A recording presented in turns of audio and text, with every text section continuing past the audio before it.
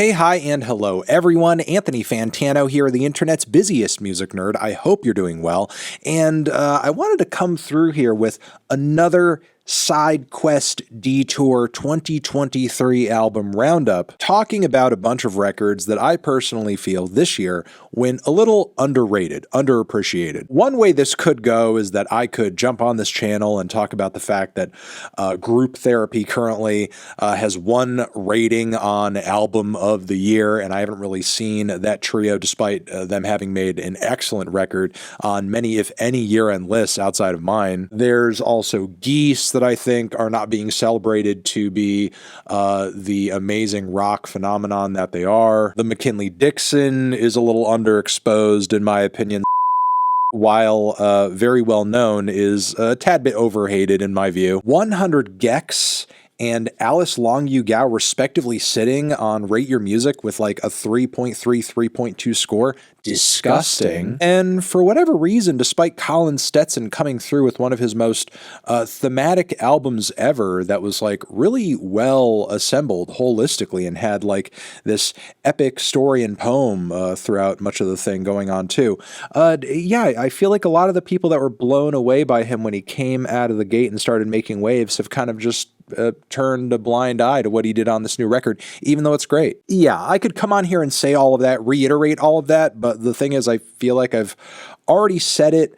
I've pushed it to you guys. It's out there for you to take to if you want to at this point. But what I would actually like to spend this time doing is talking about some records that I think got even less exposure than all of those. And maybe in retrospect, I regret not really covering myself. I will say there are a couple of albums in the mix here that were suggested by Austin, who said if I didn't allow her blurbs and her album choices to be put into this video, she was going to delete this entire channel, guys. Delete the entire channel, believe it or not. Just like really holding the channel by the balls here. So I really have no choice other than to say, in addition to the records I'm going to be mentioning, that Austin feels the new Graham Lambkin Aphorisms and Gondolas was underexposed and underrated. Saying sound collagist Graham Lambkin dropped a pair of double albums this year. I'm not sure Aphorisms can even be called sound collage. I don't know what the fuck it is, honestly. It's more like a sound purgatory. It's Graham's darkest, most intense, and I think best solo effort yet. A lot of people seem to get fatigued by the jump scares, which is kind of understandable given their frequency in the first disc. But there's a number of beautiful and moving moments along the way too, especially the closer, which hits hard if you've been following Graham's career. Gondolas, meanwhile, is made with pianist and multi-instrumentalist James Rushford. On the other hand, it is like a soundscape pulled from a dream. Austin says she's even had a dream where she tried making a dub remix of the album. I mean, TBH, not the most eventful dream, which made no fucking sense, but somehow enhanced it. You should try having that dream too. But yeah, between these almost complementary albums, Gondolas is friendlier. And Austin also wanted to shout out the Jane Remover album Census Designated, which, as some of you may remember, I did review, I did rate lower than its predecessor Frailty. But talks behind the scenes with Austin, she's told me that it is one of her favorite records of this year, if not her album of the year. Obviously, this isn't the most obscure album or whatever, but still want to rep it here, as it's sad to see it not land on many album of the year lists. The bits of lukewarm reception I've seen have surprised me almost as much as the album itself. The lead single Lips was great, but I went in thinking it'd be the sole banger, or one of a few, as she says she's not the biggest fan of shoegaze or the sounds that went into Frailty. But no, she actually thinks every song slaps, and it is the most powerful she found a rock album to be in years. There's something about it that she doesn't hear across the genre, so there are two recommendations there. As far as some other LPs that I think went a little underrated and underappreciated this year, let's begin with the Cecile McLorin Salvant album over here. We are going to link all these band camps down below so you could check these projects out for yourself. This record is a little chanson and vocal jazz album, multilingual. The instrumentals, I think, are maybe a little raw and basic at points, but the tunes are fantastic, and the vocal performances, I mean, Cecile is an immensely talented vocalist, Grammy nominated, if not Grammy winning at this point. Please correct me on that, but the vocal performances on this thing are amazing, are dynamic, are passionate, are fire. And on this record of 14 tracks with like 5 originals, a bunch of reinterpretations, you're really going to get your fill. Definitely make sure to give this one a spin. Next, I also wanted to shout out this Natalie Rose LeBrecht record, Holy Prana Open Game. Now, Natalie Rose has been releasing music under her own name, from what I understand, for about 20 years now. This record over here is a very grand, multi-genre powerhouse, bringing together elements of dream pop and classical music. It's kind of difficult to define. I mean, I think it's something fans of Julia Holter or Beach House or a host of other like atmosphere and reverb-soaked pop experimentalists would get into. But like, imagine some of those classics, imagine some of those mainstays in the genre, but they often drift off into these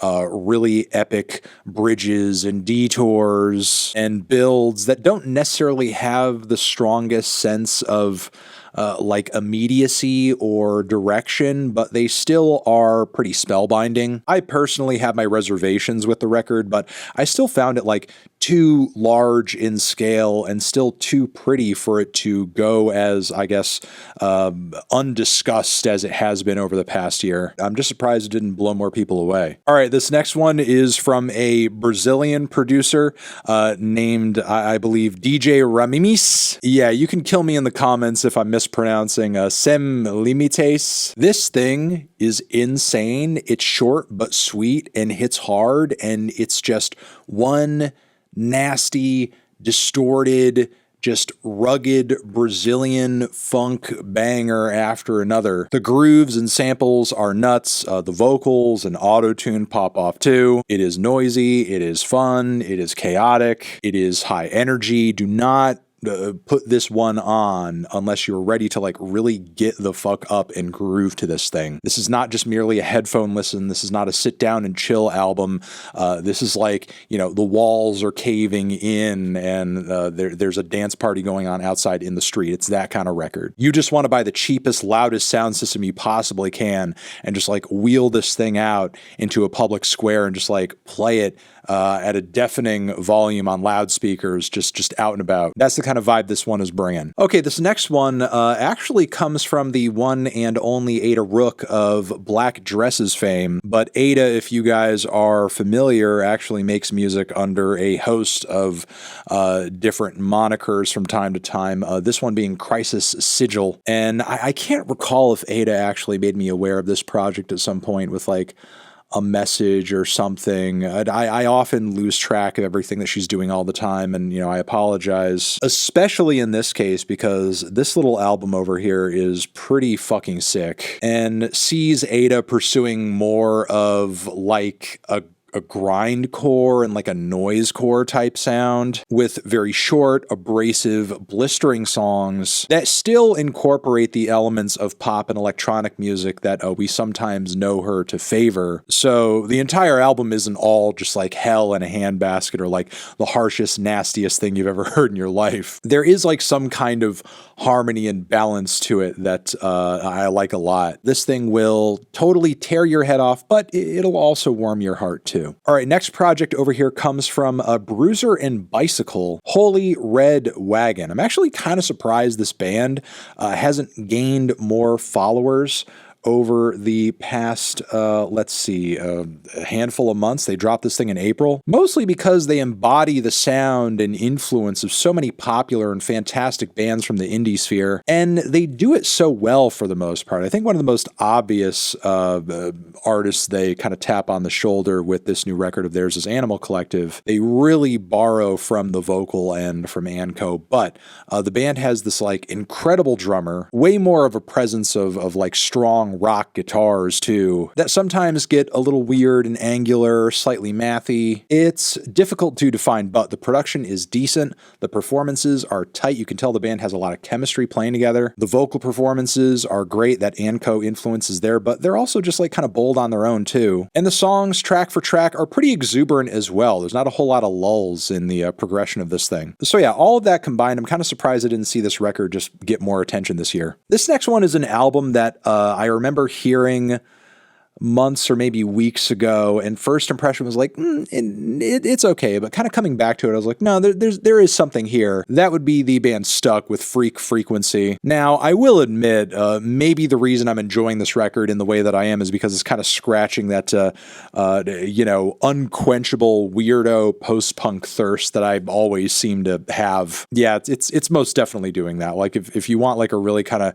chaotic, weird kind of Devo vibe coming off of an album, you probably want to listen to this. You probably want to hear tracks like Time Out, as well as the title track, and maybe Planet Money too. Look, I'm just going to say, for the post-punk whores out there, of which I assume there are quite a few in my audience, knowing, that's sort of where my tastes kind of lean a lot of the time, you're going to want to check this one out, okay? You're going to want to check it out. All right, next one. The band Crawl, or the project Crawl, the record is Damned. Yeah, one-man Blackened Dungeon Doom record, and apparently this dropped via Profound Lore. Point being, for the most part, this thing is like a straight-up drone metal record. Now, I will say this, I do think some of the bassy frequencies and guitar tones could use a little work. But the thing is heavy as hell. It is a powerhouse, especially as you transition over to tracks 2, 3, and 4. When this thing starts to layer up, it gets huge, it gets moody, it gets dark, it gets epic. It's really a crushing and hellish record that I think anybody who's a fan of this genre should try out, because it really is some good stuff, some good recent stuff. Finally, in this batch of underappreciated records, I think one album that needs a little bit more attention is this Yazmin Lacey project. She is a UK vocalist and songwriter, and this thing, pound for pound, is just a straight up neo-soul album. No ifs, ands, or buts. No frills, no weird experiments, no